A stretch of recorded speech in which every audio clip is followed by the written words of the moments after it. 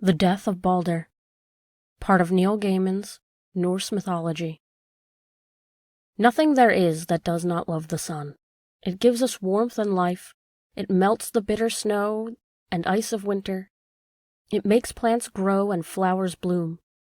It gives us the long summer evenings when the darkness never comes. It saves us from the bitter days of midwinter when the darkness is broken for only a handful of hours and the sun is cold and distant, like the pale eye of a corpse.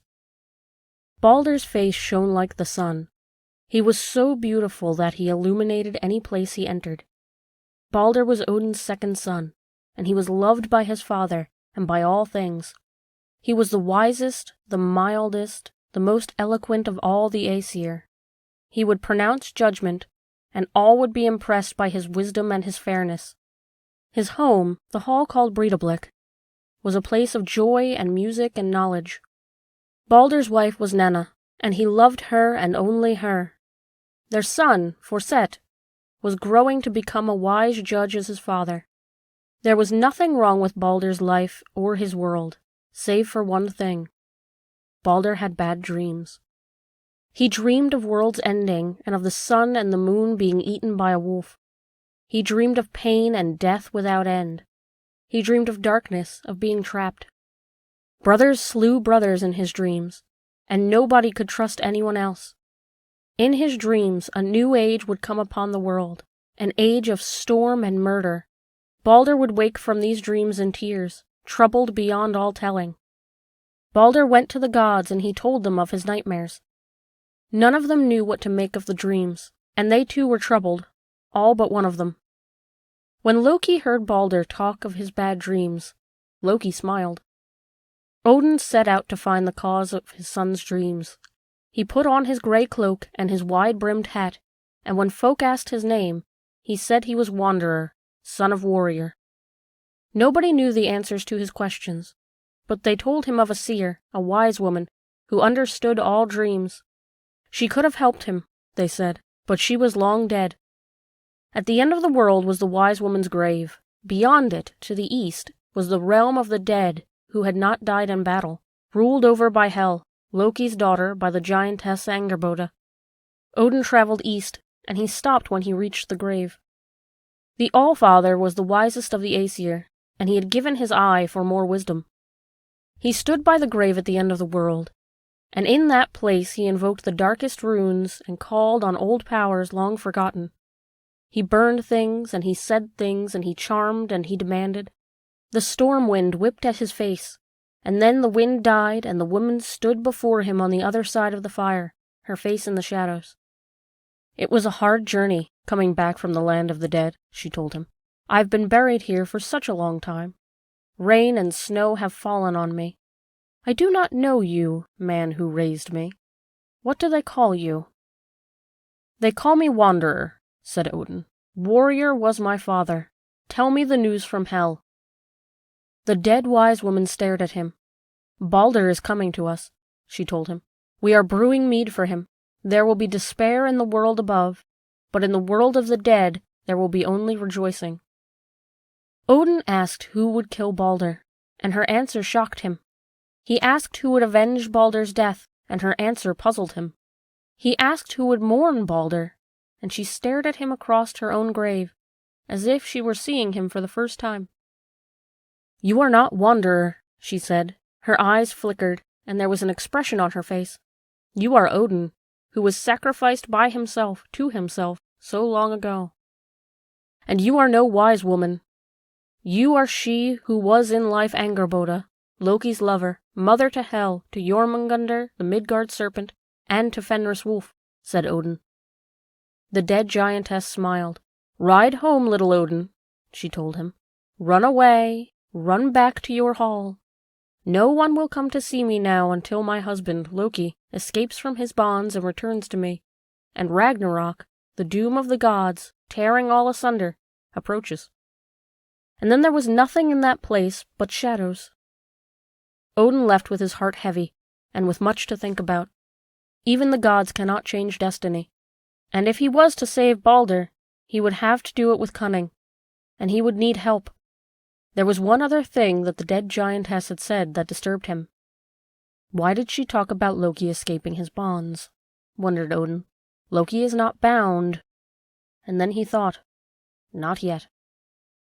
Odin kept his own counsel, but he told Frigg, his wife, mother of the gods, that Baldur's dreams were true dreams, and that there were those who meant their favorite son harm. Frigg thought. Practical as ever, she said. I do not believe it. I shall not believe it. There is nothing that despises the sun and the warmth and the life it brings the earth, and by the same token there is nothing that hates my son Baldur the Beautiful. And she set out to ensure that this was so. She walked the earth and exacted an oath from each thing that she encountered never to harm Baldur the Beautiful. She spoke to fire, and it promised it would not burn him. Water gave its oath never to drown him. Iron would not cut him, nor would any of the other metals. Stone promised never to bruise his skin. Frigg spoke to trees, to beasts, and to birds, and to all things that creep and fly and crawl, and each creature promised that its kind would never hurt Baldur.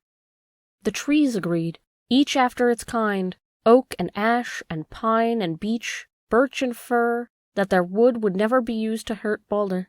She conjured diseases and spoke to them, and each of the diseases and infirmities that can hurt or wound a person agreed that it too would never touch Baldur. Nothing was too insignificant for Frigg to ask, save only the mistletoe, a creeping plant that lives on other trees. It seemed too small, too young, too insignificant, and she passed it by. And when everything had sworn its oath not to harm her son, Frigg returned to Asgard.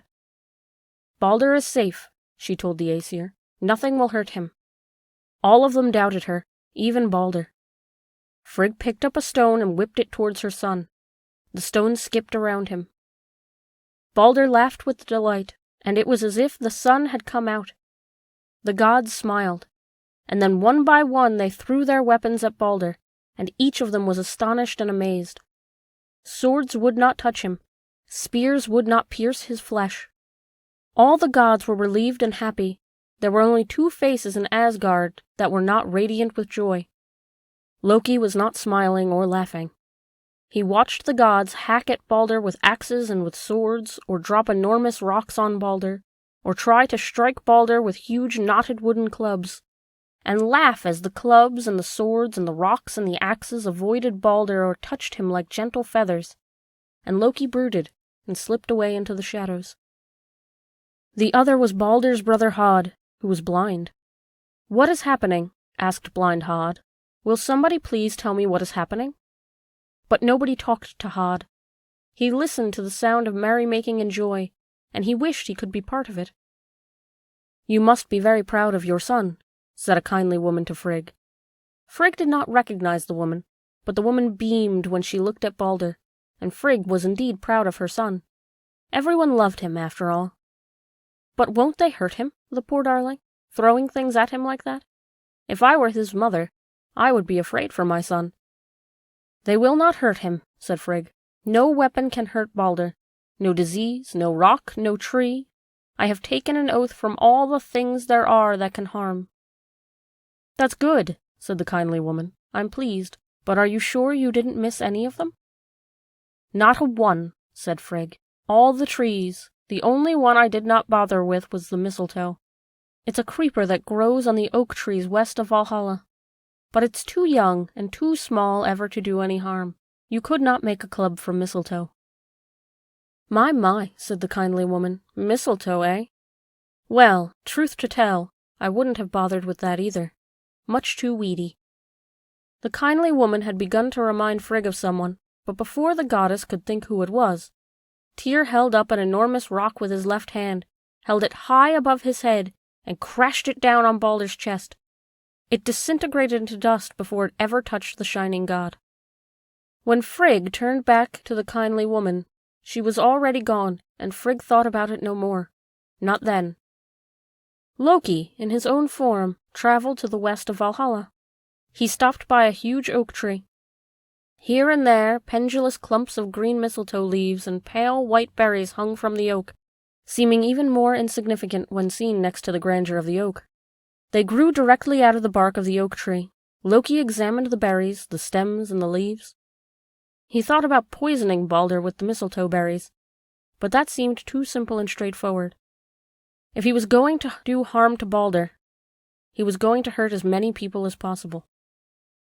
Blind Hod stood to one side, listening to the merriment and the shouts of joy and astonishment coming from the green, and he sighed. Hod was strong, even if he was sightless, one of the strongest of the gods, and usually Baldur was good about making certain that he was included. This time, even Baldur had forgotten him. "You look sad," said a familiar voice. It was Loki's voice. "It's hard, Loki. Everyone is having such a good time. I hear them laughing, and Baldur, my beloved brother, he sounds so happy. I just wish I could be part of it." "That is the easiest thing in the world to remedy," said Loki. Hod could not see the expression on his face, but Loki sounded so helpful, so friendly. And all the gods knew that Loki was clever. "Hold out your hand." Hod did so. Loki put something into it, closed Hod's fingers around it. "It is a little wooden dart I made. I will bring you close to Baldur, and I will point you at him, and you shall throw it at him as hard as you can. Throw it with all your might, and then all the gods will laugh, and Baldur will know that even his blind brother has taken part in his day of triumph." Loki walked Hod through the people, toward the hubbub. "Here," said Loki. "This is a good place to stand. Now, when I tell you, throw the dart." "It is only a little dart," said Hod wistfully. "I wish I were throwing a spear or a rock." "A little dart will do," said Loki. "The tip of it is sharp enough. Now throw it there, like I told you." A mighty cheer and a laugh. A club made of knotted thorn brushwood, studded with sharp iron nails, was swung by Thor into Baldur's face. The club skipped up and over his head at the last moment, and Thor looked as if it were dancing. It was very comical. "Now," whispered Loki. "Now, while they are all laughing."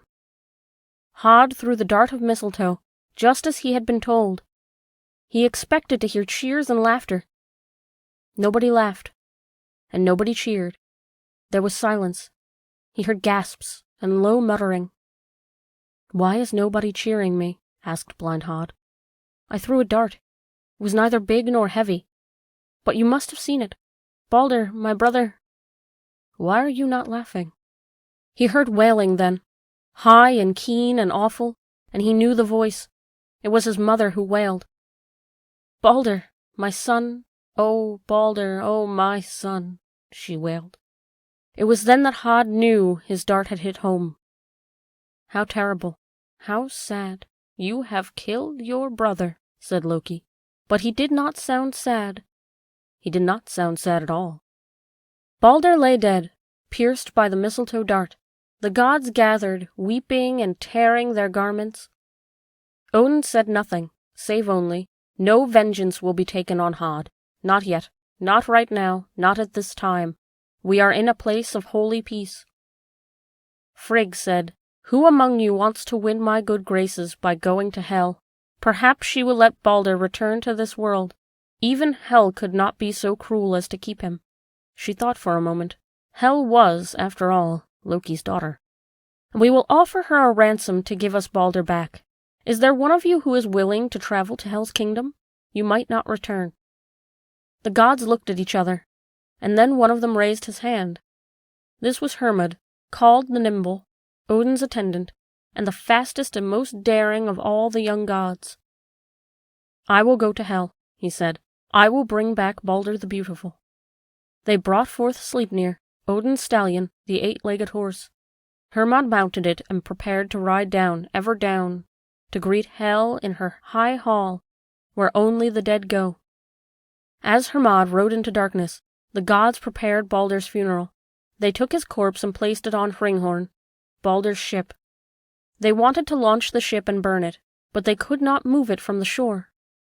They all pushed and heaved, even Thor, but the ship sat on the shore, unmoving. Only Baldur had been able to launch his ship, and now he was gone. The gods sent for Hyrroken, the giantess, who came to them riding on an enormous wolf, with serpents for reins. She went to the prow of Baldur's ship, and she pushed as hard as she could.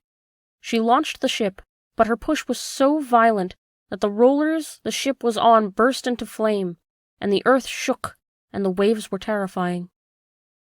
"I ought to kill her," said Thor, still stinging from his own failure to launch the ship, and he grasped the handle of Mjolnir, his hammer. "She shows disrespect." "You will do nothing of the kind," said the other gods. "I'm not happy about any of this," said Thor. "I'm going to kill somebody soon, just to relieve the tension. You'll see." Baldur's body was brought down the shingle, borne by 4 gods. 8 legs took him past the crowd assembled there.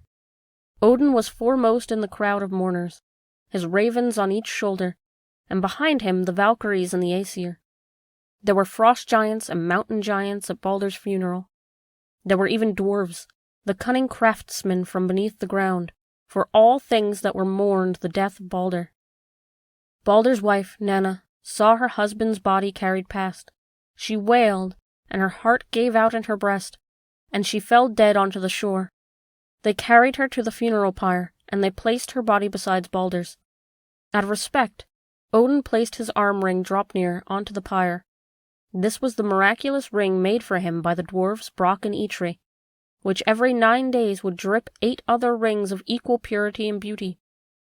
Then Odin whispered a secret in Baldur's dead ear, and what Odin whispered, none but he and Baldur will ever know.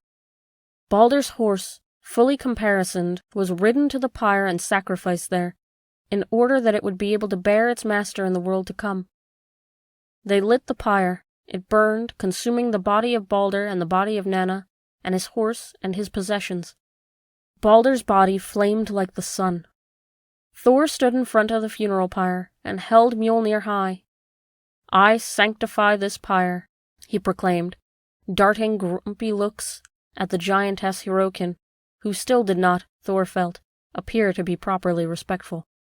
Lit, one of the dwarves, walked in front of Thor to get a better view of the pyre, and Thor kicked him irritably into the middle of the flames, which made Thor feel slightly better, and made all the dwarves feel much worse. "I don't like this," said Thor testily. "I don't like any of this one bit. I hope Hermod the Nimble is sorting things out with Hel. The sooner Baldur comes back to life, the better it will be for all of us."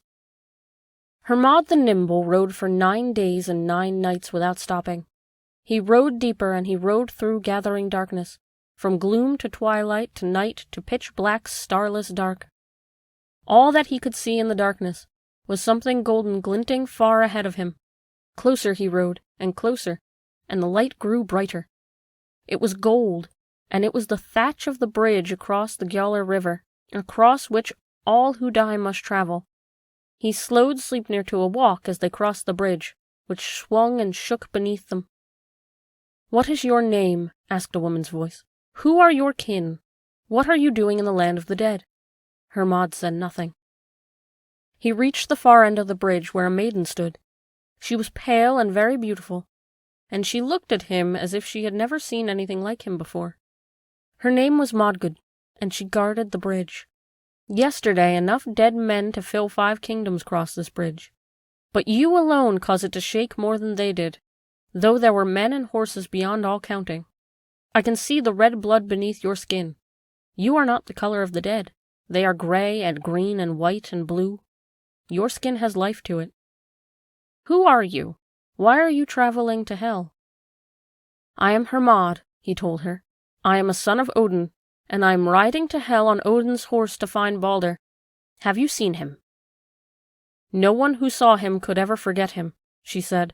"Baldur the Beautiful crossed this bridge 9 days ago. He went to Hel's great hall." "I thank you," said Hermod. "This is where I also must go." "It is downward and northward," she told him. "Always go down, and keep traveling north. You will reach Hel's gate." Hermod rode on. He rode northerly, and he followed the path down until he saw before him a huge high wall and the gates to Hel, which were higher than the tallest tree. Then he dismounted from his horse, and he tightened the girth strap. He remounted, and holding tight to the saddle, he urged Sleipnir faster and faster. And at the last it leapt, a jump like no horse has made before or since, and it cleared the gates of Hel and landed safely upon the other side, in Hel's domain, where no living person can go. Hermod rode to the great hall of the dead, dismounted, and walked inside. Baldur, his brother, was seated at the head of the table, at the seat of honor. Baldur was pale. His skin was the color of the world on a grey day, when there was no sun. He sat and drank the mead of Hel, and ate her food. When he saw Hermod, he told him to sit beside him and spend the night with them at the table. On the other side of Baldur was Nanna, his wife, and next to her, and not of the best of tempers, was a dwarf called Lit. In Hel's world, the sun never rises and the day can never begin. Hermod looked across the hall, and he saw a woman of peculiar beauty. The right side of her body was the color of flesh, but the left side of her body was dark and ruined, like that of a week-old corpse that you might find hanging from a tree in the forest or frozen into the snow. And Hermod never knew this was Hel, Loki's daughter, whom the All-Father had set to rule over the lands of the dead. "I have come for Baldur," said Hermod to Hel. "Odin sent himself to me. All things there are mourn him. You must give him back to us." Hel was impassive. One green eye stared at Hermod, and one sunken dead eye. "I am Hel," she said simply. "The dead come to me, and they do not return to the lands above. Why should I let Baldur go?" All things mourn him. His dead unites us all in misery, god and frost giant, dwarf and elf. The animals mourn him, and the trees. Even the metals weep. The stones dream that brave Baldur will return to the lands that know the sun. Let him go. Hel said nothing. She watched Baldur with her mist-matched eyes, and then she sighed. He is the most beautiful thing, and, I think, the best thing, ever to come to my realm. But if it is truly as you say, if all things mourn Baldur, if all things love him, then I will give him back to you." Hermod threw himself at her feet. "That is noble of you. Thank you. Thank you, great queen." She looked down at him. "Get up," she said. "I have not said I will give him back. This is your task, Hermod. Go and ask them. All the gods and the giants, all the rocks and the plants, ask everything. If all things in the world weep for him and want him to return, I will give Baldur back to the Aesir and the day. But if one creature will not cry or speaks against him, then he stays with me forever." Hermod got to his feet. Baldur led him from the hall, and he gave Hermod Odin's ring, Draupnir, to return to Odin, as evidence that Hermod had been to Hel. Nanna gave him a linen robe for Frigg and a golden ring for Fulla, Frigg's handmaiden. Lit just grimaced and made rude gestures. Hermod clambered back on Sleipnir. This time the gates of Hel were opened for him as he left, and he retraced his steps. He crossed the bridge, and eventually he saw daylight once again. In Asgard, Hermod returned the arm ring Draupnir to Odin, the All-Father, and told him all that had happened and all that he had seen. While Hermod was in the underworld, Odin had had a son to replace Baldur. This son, named Vali, was the son of Odin and the goddess Rind. Before he was a day old, the baby found and slew Hod, so Baldur's death was avenged. The Aesir sent messengers across the world.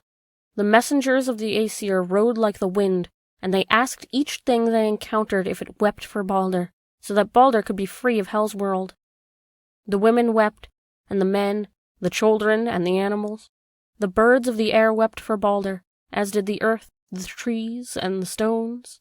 Even the metals the messengers encountered wept for Baldur, in the way that a cold iron sword will weep when you take it from the freezing cold into the sunlight and warmth. All things wept for Baldur. The messengers were returning from their mission, triumphant and overjoyed. Baldur would soon be back among the Aesir. They rested on a mountain, on a ledge beside a cave, and they ate their food and drank their mead, and they joked and they laughed. "Who is that?" called a voice from inside the cave, and an elderly giantess came out. There was something vaguely familiar about her, but none of the messengers was entirely certain what it was. "I am Thok," she said, which means gratitude. "Why are you here?" "We have asked each thing there is if it would weep for Baldur, who is dead. Beautiful Baldur, killed by his blind brother. For each of us misses Baldur as we would miss the sun in the sky were it never to shine again, and each of us weeps for him." The giantess scratched her nose, cleared her throat, and spat onto the rock. "Old Thok won't weep for Baldur," she said bluntly. "Alive or dead, old Odin's son brought me nothing but misery and aggravation. I'm glad he is gone. Good riddance to bad rubbish. Let hell keep him." Then she shuffled back into the darkness of her cave, and was lost to sight. The messengers returned to Asgard, and told the gods what they had seen, and that they had failed in their mission, for there was one creature that did not weep for Baldur, and did not want him to return, an old giantess in the cave of a mountain. And by then they had also realized who old Thok reminded them of. She had moved and talked, much like Loki, the son of Laufey. "I expected it was really Loki in disguise," said Thor. "Of course it was Loki. It's always Loki." Thor hefted his hammer Mjolnir, and gathered a group of gods to go looking for Loki, to take their revenge. But the crafty troublemaker was nowhere to be seen. He was hiding, far from Asgard, hugging himself in glee at his own cleverness, and waiting for the fuss to die away.